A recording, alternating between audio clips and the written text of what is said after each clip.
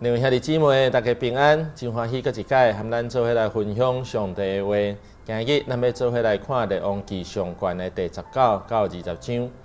昨昏的第18章，咱有看到先知以利亚，伊和其他这神明的先知，总共有850人，伫加密山顶的一个对比。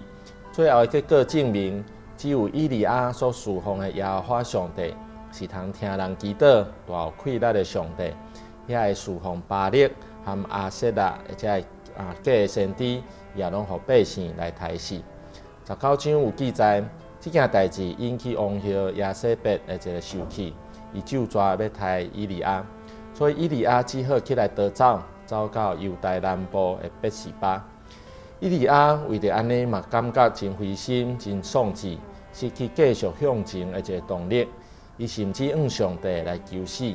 但是上帝无有放杀伊，又差派使者为伊来准备水和饼，互伊有气力通行40暝日来到何烈山。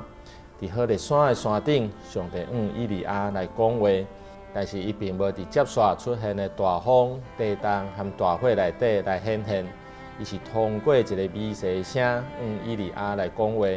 伊爱以利亚去高抹哈瑟做阿兰王。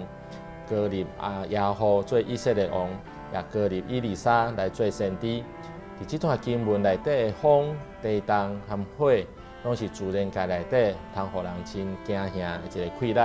但是以利亚的经历，互咱知影，上帝并无一定是通过这个互人惊畏的自然的现象，人来显现。人必须得要用安静的心灵，才通听到上帝的声音，通明白上帝的旨意。